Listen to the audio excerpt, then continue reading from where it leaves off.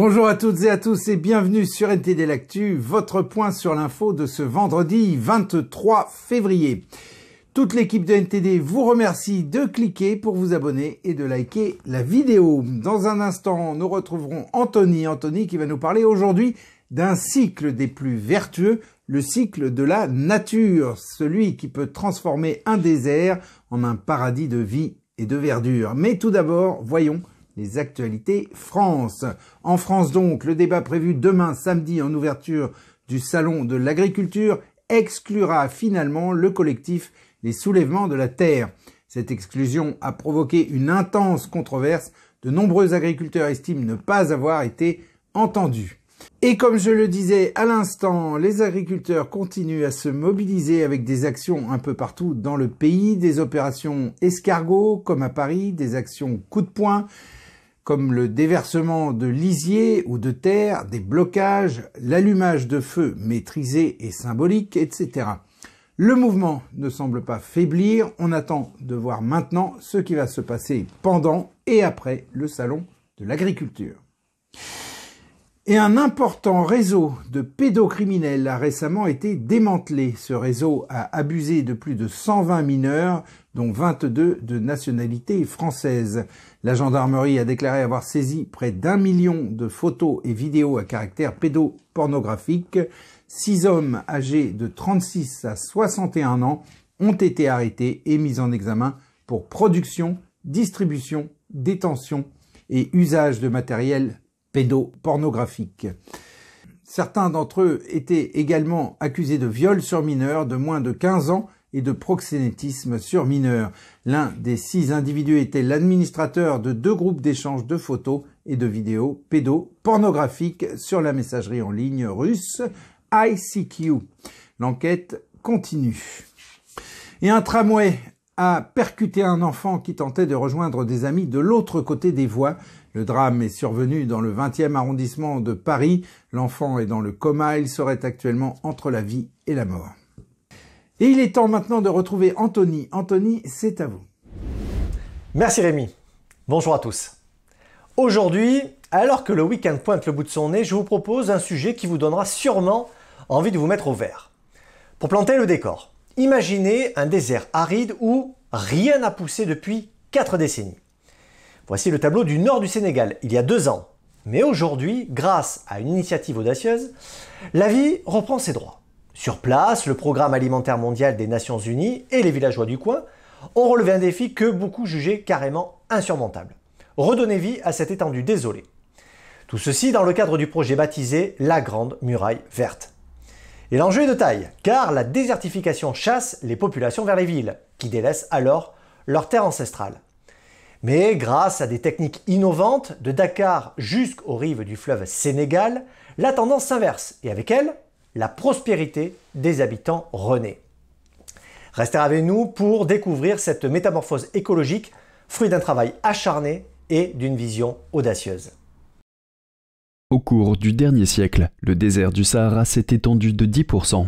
Pour contrer cette avancée, la Grande Muraille Verte, un projet panafricain ambitieux, vise à ériger une barrière d'arbres s'étendant sur une bande longue de 8000 km au sud du Sahara, allant de Dakar à Djibouti.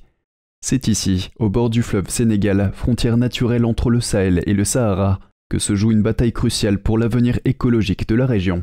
Depuis Dakar, la capitale sénégalaise, les arbres, d'abord luxuriants, se raréfient à mesure que le désert approche. 2 ans seulement après le début du projet des Nations Unies, le paysage révèle une transformation écologique remarquable. Le Programme alimentaire mondial a déjà réhabilité 300 000 hectares de terre qui contribuent directement à la Grande Muraille Verte. Sur le terrain, des excavations en forme de demi-lune favorisent la rétention d'eau et permettent la culture de plantes locales telles que le sorgho et le millet, essentielles à la régénération des sols. Ces techniques ancestrales, redécouvertes et optimisées, sont au cœur de la stratégie de restauration des terres. Mais le projet ne se limite pas à la lutte contre la désertification. Il vise également à créer un écosystème autosuffisant, imitant la dynamique des forêts. Des lignes d'arbres, des fosses de plantation pour les arbres fruitiers et des lits de culture pour les légumes sont intégrés dans un système agroforestier qui, une fois mature, ressemblera à une forêt nourricière. Cette approche, inspirée de l'agroforesterie tropicale et de l'agriculture de conservation, promet un avenir où les terres dégradées deviendront des forêts productrices de biomasse et de fruits, tout en préservant les ressources en eau pour les générations futures. Vous l'aurez compris, la Grande Muraille Verte ne se contente pas de repousser le désert, elle redonne aussi espoir aux communautés locales. Avec les techniques de culture durable mises en place par le Programme alimentaire mondial, une production agricole est désormais possible tout au long de l'année. Du coup, les jeunes, autrefois contraints à l'exode urbain ou à l'émigration, trouvent maintenant des opportunités dans cette agriculture renouvelée. Résultat, la migration est freinée et la cohésion sociale, essentielle au développement des villages, est renforcée du coup. Et cerise sur le gâteau, ces méthodes qui respectent l'équilibre hydrique assurent la pérennité des ressources en eau. Que demander de plus? On comprend mieux maintenant pourquoi ce projet de grande muraille verte n'est pas qu'un simple rempart contre le désert, mais devient une sorte de symbole de prospérité pour le Sahel. La vision à long terme est claire, un Sahel verdoyant, où les terres autrefois stériles soutiennent des communautés florissantes. L'impact de ce projet dépasse les frontières du Sénégal et offre un modèle de développement communautaire applicable à d'autres régions du monde. Sur ce, bon week-end à tous, vous inclus mon cher Rémi. Merci Anthony. Et en Suède, les services de renseignement mettent en garde contre les activités menaçantes de la Russie et de la Chine, tandis que des cas récents d'espionnage et de transfert illégal de technologie ont été signalés. De plus, des responsables suédois ont averti que la possibilité d'une guerre en Suède doit être prise au sérieux et ont évoqué l'importance d'une éventuelle adhésion à l'OTAN. Et Dani Alves, ancienne star brésilienne du football, a été condamnée jeudi à une peine de 4 ans et demi de prison pour le viol d'une jeune femme dans une discothèque de Barcelone. Le tribunal a écrit dans un communiqué: la victime n'était pas consentante et il existe des éléments de preuve qui, au-delà du témoignage de la plaignante, permettent de considérer le viol comme prouvé. Et un incendie majeur a ravagé un immeuble de 14 étages, faisant au moins 13 blessés. Ça s'est passé en Espagne, à Valence. Les flammes ont débuté au 4e étage, puis se sont rapidement propagées. Les secours ont dépêché 22 équipes de pompiers et 8 unités médicales pour gérer la situation qui a été aggravée encore par un vent qui soufflait fort.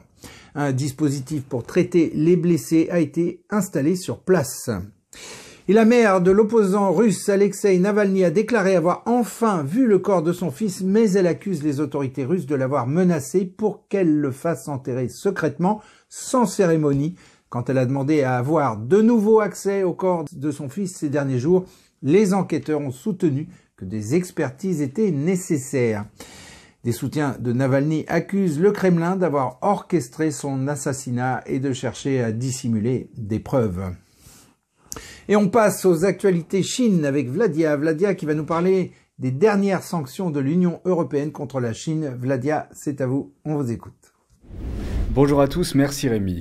L'Union européenne a donné son feu vert à une nouvelle série de sanctions. Pour la première fois, elle vise des entreprises chinoises qui auraient contribué à financer la guerre de la Russie en Ukraine. 3 entreprises de Chine continentale figurent sur la liste. Elles sont soupçonnées d'envoyer des technologies critiques et des biens militaires à la Russie, notamment des produits électroniques et des semi-conducteurs. Une fois approuvées, les entreprises figurant sur la liste noire se verront interdire de faire des affaires avec les membres de l'UE. L'Union européenne cherche à empêcher la Russie d'utiliser des pays tiers et des itinéraires commerciaux pour contourner les sanctions. Il convient de noter que Bruxelles avait précédemment abandonné des sanctions visant les entreprises chinoises par crainte de mettre en colère Pékin. Ces nouvelles mesures constituent la 13e série de mesures de l'UE depuis le début de la guerre. Outre la Chine, des pays comme la Turquie, l'Inde et la Corée du Nord sont concernés par ces mesures. De fortes chutes de neige sont tombées sur une partie de la Chine mardi, perturbant la circulation et d'autres activités. Selon les médias d'État chinois, près de 200 tronçons de route ont été fermés sur 8 autoroutes du pays. Cela s'est poursuivi jusqu'à mercredi. Le nord de la Chine peut connaître de très rudes hivers, c'était le cas il y a quelques jours. Le Centre météorologique national chinois prévoit des températures inférieures à 0 dans de nombreuses régions du pays. C'est tout de mon côté, merci à tous, merci Rémi, à lundi. Merci Vladia pour toutes ces informations et on termine en beauté avec la compagnie Shenyun qui s'est produite du 13 au 18 février à la Cité des Congrès de Nantes. NTD était sur place et a recueilli quelques impressions de spectateurs. On les écoute. Ah, j'ai adoré. Si vous voulez, les tableaux qui sont présentés sont très fins, très légers et c'est très très rapide en fait. Voilà. Donc on n'a pas trop le temps de réfléchir, on est tellement pris par les couleurs, la musique, c'est divin en fait. Voilà, c'est... Je sais pas, j'ai pas de mots pour expliquer, c'est ce que je peux ressentir au niveau, c'est beaucoup d'émotions, j'adore, voilà. Danser pour le divin, exactement, voilà, avec grâce, intelligence et oui. On retrouve l'élégance, la sensibilité, l'esthétique chinoise et également la recherche spirituelle. C'est quelque chose qui m'intéresse beaucoup, la recherche spirituelle avec par moments un côté bouddhiste, un côté christique également, donc c'est assez large, c'est tout ça qui me plaît. Oui, c'est un message d'amour en fait que l'on ressent, voilà. Et c'est ça qui est important dans le monde dans lequel on vit aujourd'hui, un monde de brut. Et quand on voit le spectacle, votre spectacle, on sent enfin qu'il y a quelque chose d'autre, heureusement, pour nous soutenir et faire face à toutes les difficultés qu'on rencontre dans le monde. Voilà. C'est une fenêtre d'amour, de bonheur et de joie. Au-delà de la performance artistique, les spectateurs ont aussi été profondément touchés par les différents tableaux qui donnent à connaître le meilleur de la culture traditionnelle chinoise. Quelquefois, on a envie de pleurer, en fait. Mais c'est aussi beaucoup d'émotion et de joie. Voilà. Le cœur, en fait. Le cœur est touché. Voilà. Là, c'est orienté absolument vers cette harmonie générale, cette recherche, notre recherche à tous. D'où est-ce qu'on vient? Où est-ce qu'on va? Où est-ce que le monde va? Et où est-ce que le monde va avec ses côtés destructeurs, qui sont quelquefois primairement modernistes? J'espère quand même qu'on va vers autre chose. Vous voyez, et une soirée comme celle-ci, ça nous oriente justement vers autre chose. Aller vers la compassion, vers la compréhension des autres, vers un peu plus d'amour, un peu plus d'intelligence, c'est sûr que le monde serait différent. Ah, je suis gaie, je suis optimiste, je me dis en voyant ça qu'il faut continuer. Voilà, même dans le monde un peu dur dans lequel nous vivons, il y a fort heureusement qu'il y a des compagnies telles que Shenyun qui présentent de tels beaux moments. Voilà. Depuis la Cité des Congrès de Nantes pour NTD l'Actu. Oui, voilà, et Shenyun continue en ce moment sa tournée en France. Ainsi s'achève donc ce journal. Merci à toutes et à tous de l'avoir suivi. On se retrouve lundi à 13 h pour une nouvelle édition de NTD l'Actu. Très bon après-midi, excellent week-end, à lundi.